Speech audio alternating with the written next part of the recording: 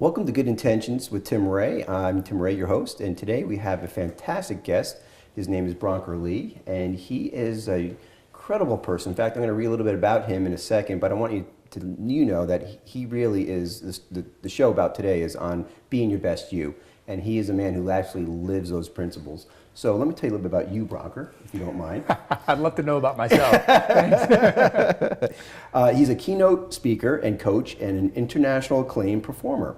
He has learned musical instruments and languages, crafted breathtaking techniques, and mastered numerous physical skills. He has toured Europe as a ringmaster, wow, to a world-renowned circus, teaching at-risk youth to develop the confidence to overcome abuse and addiction, and appearing with the Jay Leno on The Tonight Show. He is the co-author with his wife, Cindy Harvey Lee, of the book called BAM, love the name, Bold Achievement Method, outlining his 6-step process for accelerating learning. Welcome, I'll tell you, circus, really, Bronkar? Yeah. Ringmaster? Yeah. What's the story on that? Well, I will say that was a very entertaining chapter of my life. Yeah, it was one of those things where I just kind of went down this rabbit hole and found myself in studying circus school in San Francisco, and then found myself on stage in Switzerland touring for a year as a ringmaster in a Swiss Circus Monty. Right. And it was just, an incredible experience. 51 cities, 300 shows, yeah. So, were you always like this? Like you came out of the womb, you were going to be an entertainer, and you were going to be taming lions? I mean, what were you like when you were a little kid? I mean, how did people slow you down? Yeah, well, at age 5, my dad, who was a professor in biochemistry at UGA for over 40 years, he recognized at that early age, at age 5, he said, either I was going to be an entertainer or a politician, because I like to speak so much. And so I went the entertainment route. Thank God, right? You know, where would you be today if you were a politician? I don't know. But I just love your different talent. Now, before I get into your beatbox, which I think is just fascinating, how you're able to do that and master that. I know you use that as your entertainment, some of the places you do, but also music. You're involved in music, and what other musical instruments or what other music skill sets do you have? Yeah, I love music. I love playing instruments, and my first instrument was drumming, so I got into drumming, hand percussion, kit drumming, all types of cajon, congas, anything, and then I got into the melodic aspects of music and picked up guitar, piano, harmonica, saxophone. So you must have you have a very short learning curve on things like this, right? Yeah, well, that's kind of what my methodology is based around. All of my coaching and mentoring and all of that is all about accelerated learning and shortening the learning curve, hacking the learning curve. So there's actually a formula to this, BAM. Absolutely, BAM yes. idea. Yeah. There's definitely a formula to it. There's a system that we've created that's given a new approach to learning, because basically, now we're evolving so much with technology, and it's just like tempo is everything, timing is everything, which also connects to music and rhythm, And so the old way of learning, the traditional way of learning, where you take you get the content dumped from 4 or 5 years of school and college, and then you apply it for 20 or 30 years of your life. Well, that's over. I mean, that doesn't really exist anymore. Now we learn something, and 6 months later it changes, 2 years later it changes. So we're constantly having to grow and evolve. That's personally and professionally in either realm. So for me, I'm always wanting to learn new things for my career and keep stay hip with it. And so I'm constantly hacking that learning curve so that I can stay ahead of it. Well, it sounds like it's true when they say in a lifetime you change your career 7 times, but now these days it's probably doubled now, probably 14 times we change our career based on all this new technology and this learning curve as well. I find that so fascinating that you're able to actually accelerate your learning process and without using all this high-end technology or signal transduction. Now they're using all this holographic technology to change and to better humans. So you have actually a system to be able to make that. I know I don't want to give your book away, BAM. Yeah. It's called BAM, Bold Achievement Method. But can you give us a little hint, some of the solutions? Yeah, well, I'd say what the foundation of it, the first step really that is very congruent with the show is to get your head right. Really is to wake up your mind. In a world full of distractions, I like that. Yeah, exactly. Yeah. So we really have to get clear. We have to create that clarity on what we want to create and why we want to create that. So why we want to acquire a new skill. So and then what happens is we have this goal, we have this like end result that can be overwhelming sometimes. But the key to the process is to take that end goal and then deconstruct it down.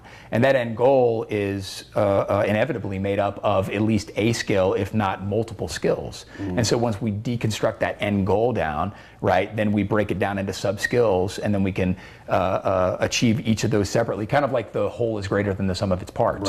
Right. And so if we just look at the whole, we get overwhelmed. But once we deconstruct that whole, break it up into parts, then we can achieve those individual parts much more easily. They're more accessible. And then before you know it, you've reached the whole. Exactly. Yes. Because it's like how do you eat an elephant?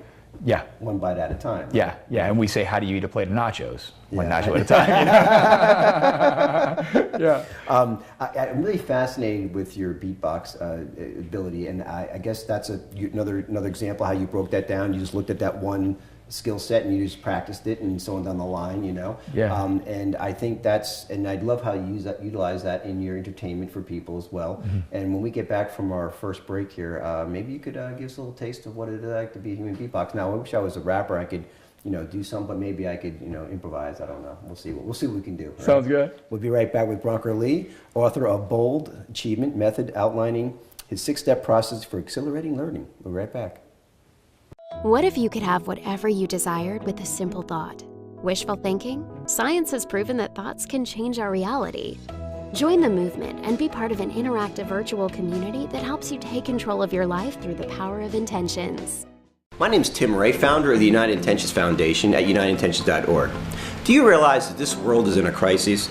But not a crisis of what you would think when you're watching the evening news, but more so a crisis of perception. And what do I mean by that? That it's how we perceive things is what creates our experience. For example, say that you're about to have a baby and you think this is the most wonderful, exciting time in your life. However, your partner thinks it's the worst time of his life. So it's the same experience, right? You're both having a baby, but you have two different beliefs. So remember, and this most importantly, is that from these beliefs, from these perceptions comes our actions, our choices, and our decisions that affect what and create what we experience next. So think about that for a second. It's not so much that our thoughts just create our reality, but it's our perceptions that create our experience. So if you want to learn to have a better reality, learn how to change your perceptions. To learn more, go to unitedintentions.org and begin manifesting your passions one intention at a time. All right, we are back with Bronkar Lee, author of BAM. And we were just talking about beatboxing and how we learned that and what do you use it for. So why don't you give us a little bit of taste of what beatbox, what do you got here? Like if I just started doing it, or like a rhyme, if I said like little, was it little, Mary had a little lamb, right? You could beatbox. Mary had a little lamb.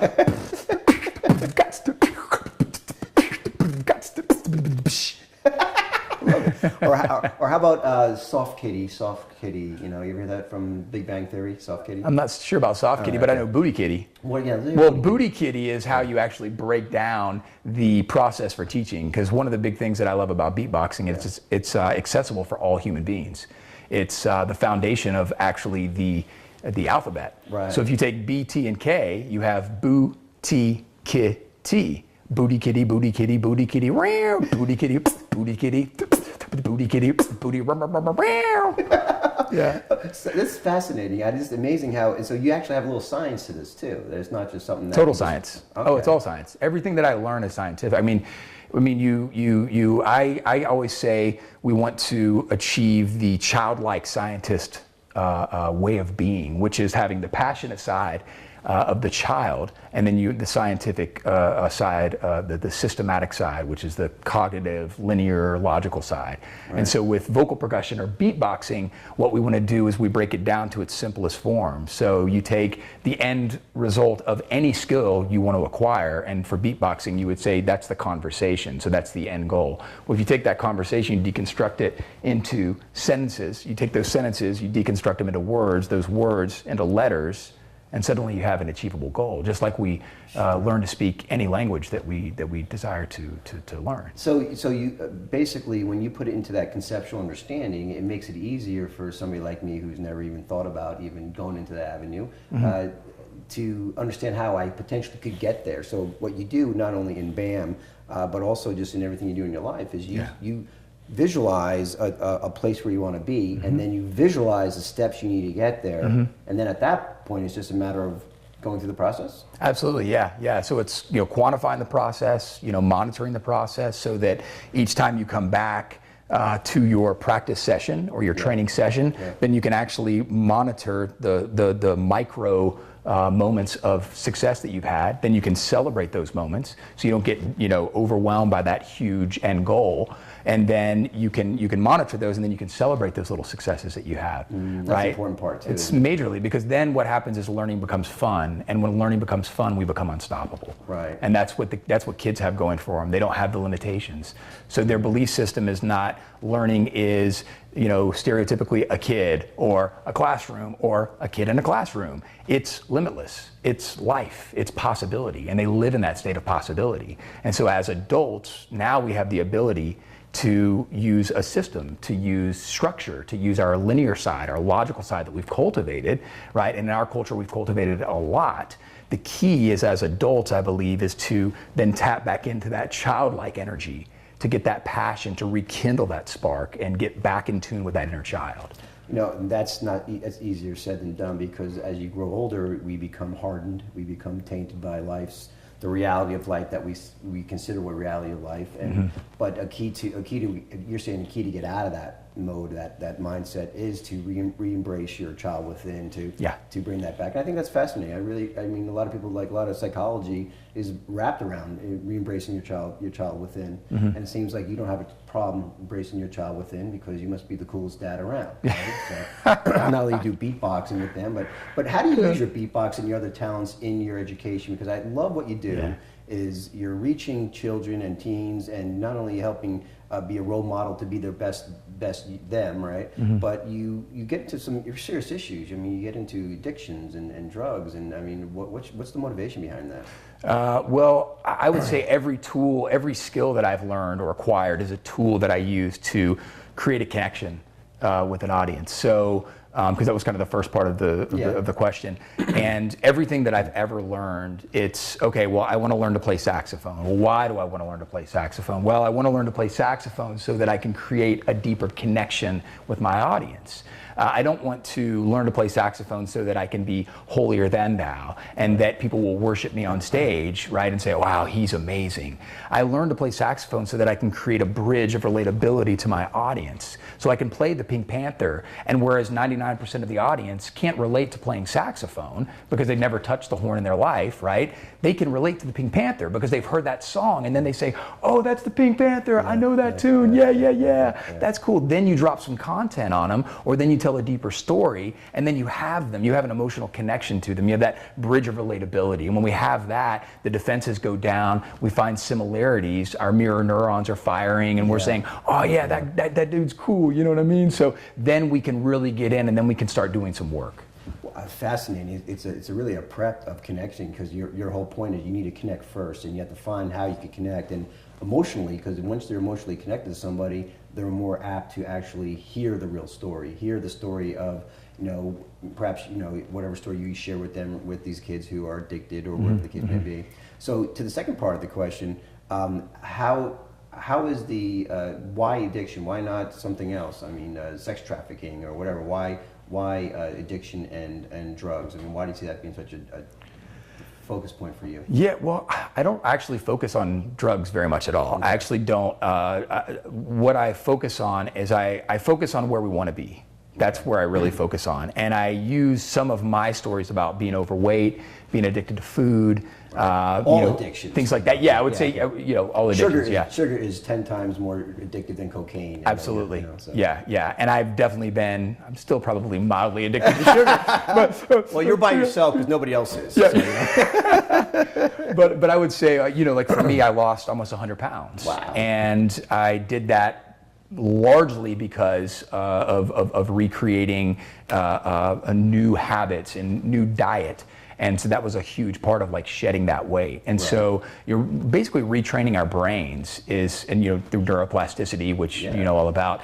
So that's a really large component to the process. And I always say, focusing on, wherever thought and intention goes, the energy flows. And so when we focus on that, then we have the ability to become that. Now, listen, I think that's fascinating, and you're right on. It's all addictions, and to be able to where your focus goes, your attention goes, right, and your power goes. Well, we're going to take our break, and when we get back, I'd really like to hear the story about how you met your wife, because I know she's part of your team, the dynamic duo over here, and what you guys do when you go on the road. And wait, I'm part of her team. Let's be clear. If she watches this. No, fair enough. We'll be right back with Bronkar Lee and talking about being the best you. What if you could have whatever you desired with a simple thought? Wishful thinking? Science has proven that thoughts can change our reality. Join the movement and be part of an interactive virtual community that helps you take control of your life through the power of intentions. My name is Tim Ray, founder of the United Intentions Foundation at unitedintentions.org. Do you realize that we're manifesting other people's intentions every day and we're probably not even aware of it? And it's probably not serving our best interests. For example, let's say that you're watching the ever-ending murder count and crime rate in the evening news. Your subconscious mind is picking up on what they're saying to be reality, unless you consciously challenge those conclusions. Remember that we need to be able to understand that our subconscious mind believes it to be true, because our subconscious mind only understands the present moment. And if our subconscious mind is in charge, which it runs 95% of the brain, then that will become our reality. So vet well what you internalize from other people, because whatever we focus on is what our reality will be. Learn more at unitedintentions.org and begin manifesting your passions one intention at a time. We're back with Bronkar Lee, and we are talking about being the best you and all the fascinating talents this gentleman has over here. And from being a ringmaster in a circus to a beatbox expert to now a father of one and a 0.5, another one on its way, right? Next month. Well, congratulations. Thanks. And you travel all over the place. You just got back from who knows where, and you're balancing all this right now, and I just find it fascinating. How did it all start? How'd you meet your soulmate here? Yeah, that's my wife and sanity goddess, Cindy. She is definitely like one of the key components to the foundation, and she may be like 99% of the foundation actually. But she's my my other side, and we kind of create the yin yang. So we've done so much together. We originally met. I auditioned as a drummer for her band.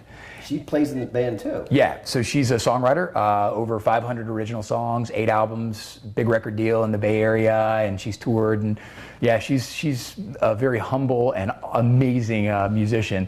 So we met, I auditioned, I got the gig, obviously, and then we started dating, and then the band broke up. So I won't go into details, but we broke up, and then we started our own thing, and then we stayed together, and then through our life, we moved to California, and we naturally progressed into the next iterations of ourselves, and we always had that connection, and so we co-wrote the book together, our first book. We've created online training courses together. We've performed music together, written songs together, made babies together. And it's all kind of the same. It's in a sense, it's the same pattern recreated, just applied to different outlets. Right. different skills or different extensions. So have you found the science behind a happy marriage yet? Because I know everything's science-based with you. So is there? Yes. What is it? Listen to Cindy. That's Science 101, folks. Science 101. Yeah, Cindy knows best.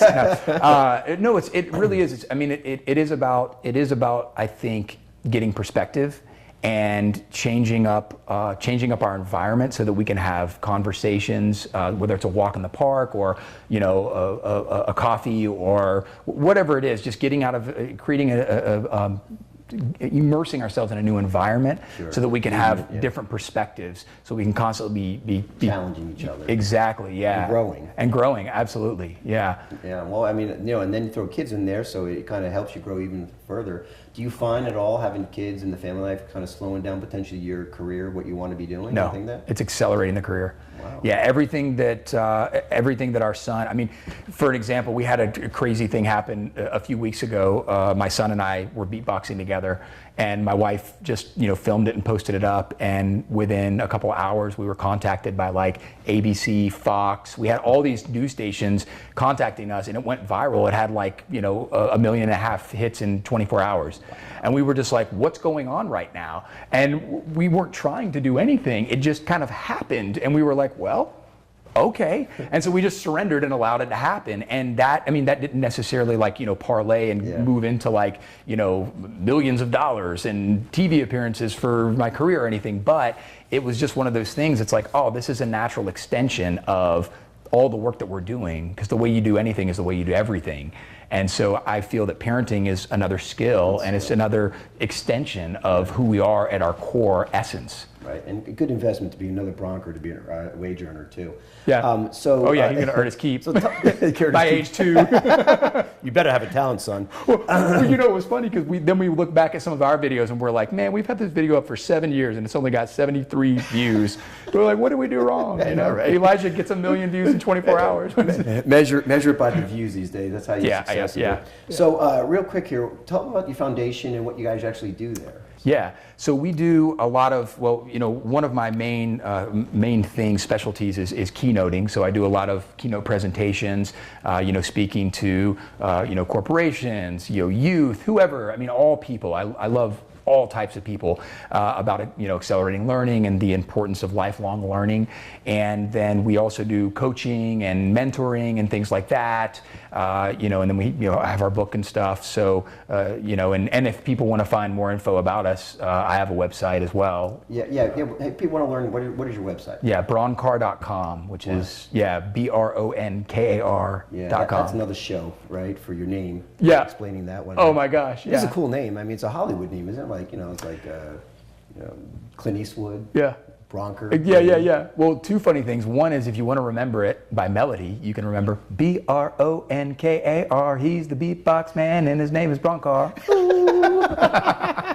That was compliments of Cindy, the sanity goddess. And then the other one is even more intense than Bronkar. I had a show in LA called Ratatatical.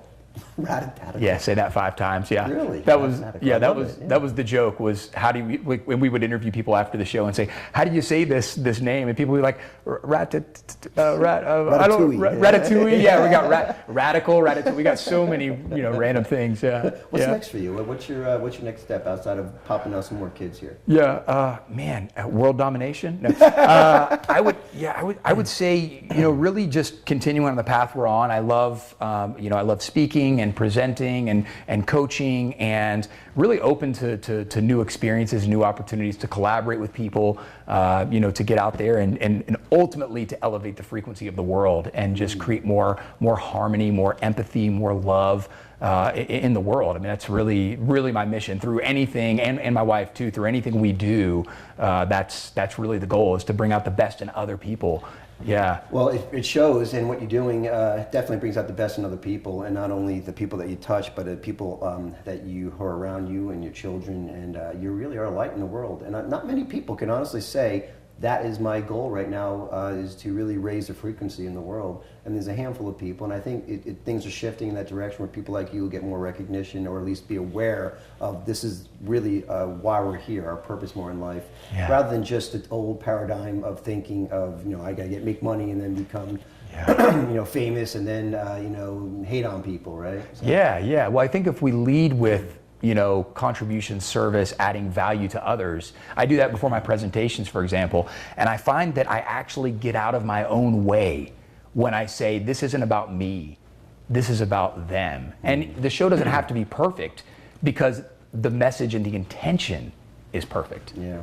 We had a psychic on, Beth Peters, and she was talking about how she channels, and really the bottom line is everybody channels on some level, and I always say with intentions is the direct line to God. It's God working through you through the intentions. If you stay intentional in life, you're always connected to that source, whatever you consider it. So sounds like you're well taken care of, Bronkar. Thanks, brother. Now, listen, man, thanks for coming in. I really appreciate it. And, best of luck with everything, and I know the world's ready for you. We need Bronkar Lees out there. Thanks for watching, and remember, you can change your reality at any time with the power of your intentions. We'll see you guys next time. Bye.